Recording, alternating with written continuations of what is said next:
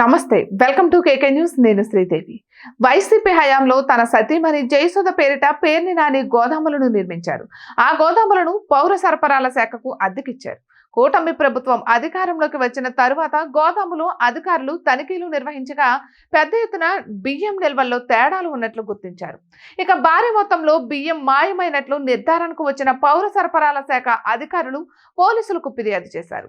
దీంతో గోదాము యజమాని పేర్ని జయసుధ, గోదాం మేనేజర్ మానస తేజ్, పౌర సరఫరాల శాఖ అధికారి కోటిరెడ్డితో పాటు మరో ఇద్దరిపై పోలీసులు క్రిమినల్ కేసులు నమోదు చేశారు.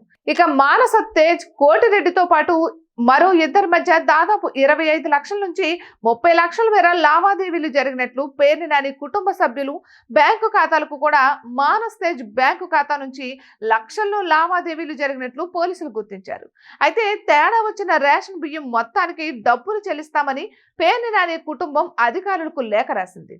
3.37 కోట్లకు పైగా విలువైన బియ్యం మాయమైందని అధికారులు అంచనాకు వచ్చారు. తొలుత 1.70 కోట్లు చెల్లించాలని సూచించగా పేర్ని నాని కుటుంబం ఆ మొత్తాన్ని చెల్లించింది. 3 రోజుల కిందట మరో 1.67 కోట్లు చెల్లించాలని అధికారులు పేర్ని నాని కుటుంబానికి నోటీసులు ఇచ్చారు. ఇక ఈ కేసులో A1 గా ఉన్న జయసుధ కోర్టు ద్వారా ముందస్తు బెయిల్ తెచ్చుకున్నారు. అయితే పోలీసుల విచారణకు సహకరించాలని కోర్టు ఆమెకు ఆదేశాలు జారీ చేసింది. ఇక మరోవైపు ఈ కేసులో A2, A3, A4, A5లుగా ఉన్న Manas Tej, Komatireddy, lorry driver Mangarao, rice miller ఆంజనేయులను పోలీసులు అరెస్ట్ చేసి విచారించారు. ఇక అనంతరం సోమవారం రాత్రి కోర్టులో హాజరుపరచగా కోర్టు వారికి 14 రోజులు రిమాండ్ విధించింది. దీంతో వారిని మచిలీపట్నం సబ్ జైలుకు తరలించారు. విచారణలో వీరు గోదాములో బియ్యం మాయం వెనుక పేర్ని నాని ప్రమేయం ఉందని స్పష్టం చేశారు. ఇక దీంతో పోలీసులు పేర్ని నానిని ఈ కేసులో A6 గా చేర్చారు. FIR నమోదు చేయగా నాని అరెస్ట్ అవుతున్నారని ప్రచారం జరిగింది. ఇక దీంతో ఆయన ముందస్తు బెయిల్ కోసం కోర్టుకు వెళ్లారు.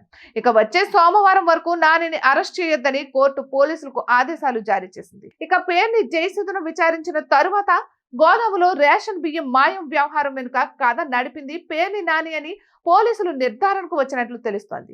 ఇక రేషన్ బియ్యాన్ని మధ్యవర్తుల ద్వారా కాకినాడకు తరలించారని పోలీసులు గుర్తించారు. దీంతో తీగలాగితే డొంక కదిలినట్లు కాకినాడ పోర్టులో రేషన్ బియ్యం దందా సైతం క్రమంగా వెలుగులోనికి వస్తోంది. దీంతో వైసీపీ నేతలు వణికిపోతున్నారు. మరోవైపు ఈ కేసులో పేర్ని నానిని అరెస్ట్ చేయడం ఖాయమని తెలుస్తోంది. ఇక వారం రోజుల్లో పేర్ని నానిని అరెస్ట్ చేసి జైలుకు పంపించడం ఖాయమని పోలీసులకు నాని అడ్డంగా దొరికిపోయారని వైసీపీ వర్గాలే అంటున్నాయి. మొత్తానికైతే రేషన్ బియ్యం మాయం కేసులో పేర్ని నాని మెడకు ఉచ్చు బలంగా బిగుసుకుంటుందన్న అభిప్రాయమే సర్వత్రా వ్యక్తమవుతోంది. ఇటువంటి మరెన్నో వీడియోస్ కోసం కేకే న్యూస్ తెలుగు ఛానల్ ని సబ్స్క్రైబ్ చేసుకోండి.